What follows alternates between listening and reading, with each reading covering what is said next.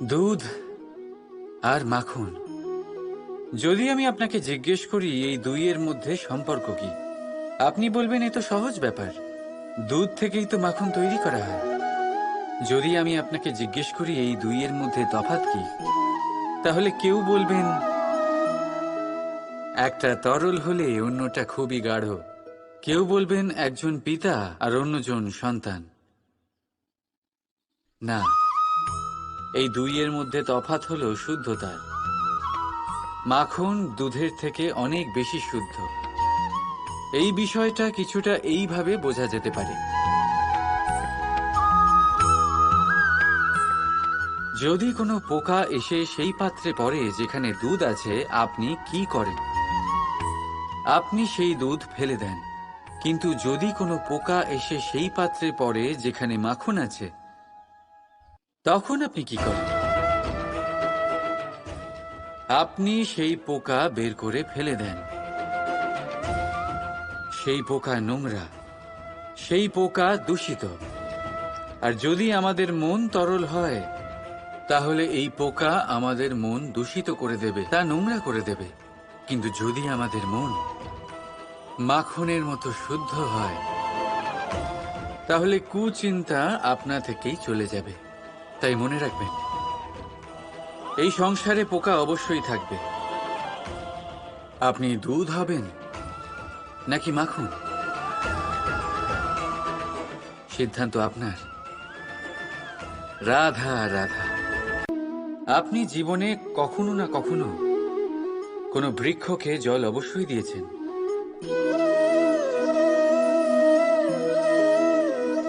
কখনো মনে এই প্রশ্ন জাগেনি যে আমরা বৃক্ষের পাতায়, ফুলে, ডালে, সেগুলোকে তো আমরা কখনো জল দিই না। তাও তাদের কাছে জল কি করে পৌঁছয়? তাও কিভাবে তারা জীবিত থাকে? আপনি বলবেন এ তো সহজ ব্যাপার, এই কেমন প্রশ্ন করছেন আপনি? গোড়ায় জল দিলে তা বৃক্ষের প্রতি অংশে অবশ্যই পৌঁছবে, তাই না? ঠিক এমনটাই হয় আমাদের কর্ম, আমাদের প্রেম। যদি স্বচ্ছ মনে কর্ম করেন, সেবা করেন, তাহলে কোনো না কোনোভাবে তা পরমেশ্বরের কাছে অবশ্যই পৌঁছবে। অন্তরাত্মা থেকে প্রেম করলে সর্বদাই তা উপচে পড়বে, আর তার দ্বিগুণ অবশ্যই ফেরত আসবে, এই বৃক্ষের ছায়ার মতন। তাই মন আর আত্মা দিয়ে কাজ করুন, মন আর আত্মা থেকে প্রেম করুন, আনন্দই আনন্দ পাবেন।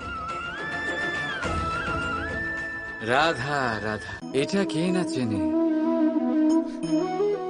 এটা হলো রুটি। এটাই সেই কারণ যার জন্য মানুষ দিন রাত কঠোর পরিশ্রম করতে থাকে। দেখতে গেলে এই রুটি যদি এমনি পাওয়া যেত, তাহলে মানুষ হয়তো কোনো কাজই করত না, কোনো কষ্টই করত না, জীবনে কোনো পরিশ্রমই করত না। তবে একটা কথা অবশ্যই ঠিক, যে রুটি শুধুমাত্র খিদে মেটায় না, আমাদের জীবনে বড় বড় শিক্ষা দিয়ে যায়।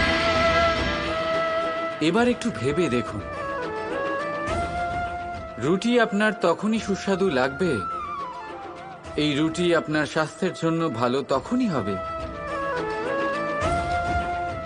যখন এটা দুদিক থেকেই ভালো করে সেঁকা হবে, তাই না?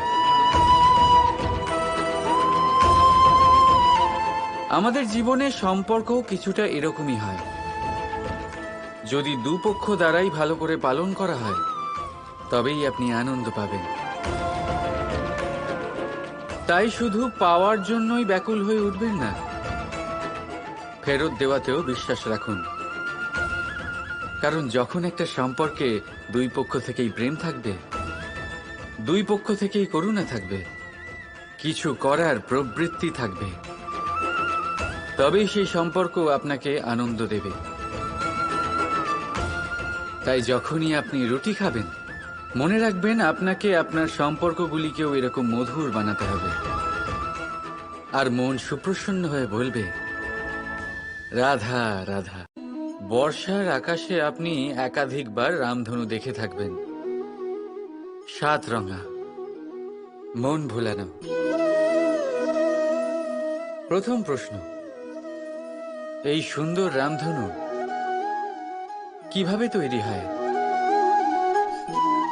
এটা তৈরি হয় যখন বৃষ্টির জলের ফোঁটার মধ্যে দিয়ে আলো প্রবেশ করে সেই আলোর আসল সাতটি রং বিচ্ছুরিত হয়, আর তখনই আমরা এই রামধনু দেখতে পাই। দ্বিতীয় প্রশ্ন, এই রামধনু বৃষ্টির জলের ফোঁটা দিয়েই কেন তৈরি হয়? কারণ হলো বিশুদ্ধতা।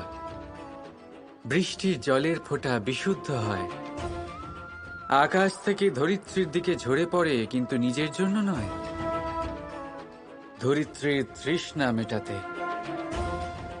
আর সেই জন্যই আলোর মতো গতিশীল তরঙ্গকে বিচ্ছুরিত করতে পারে সে, তার আসল স্বরূপ প্রকাশ করে।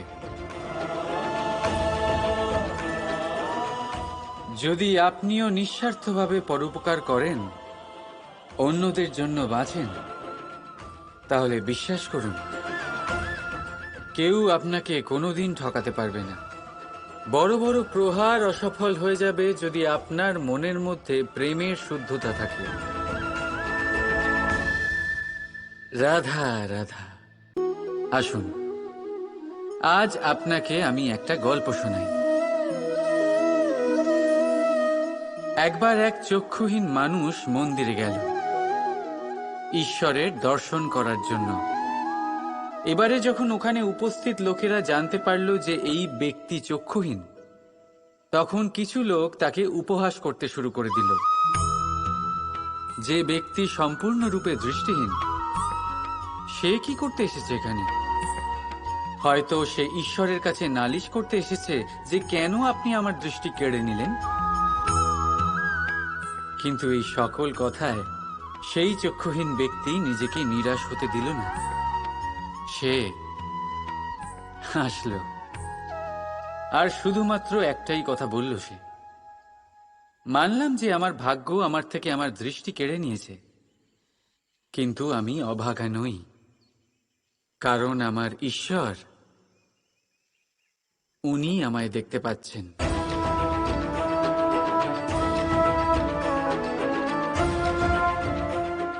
তাই মনে রাখবেন, দৃষ্টি নয়, দৃষ্টিভঙ্গি আবশ্যক।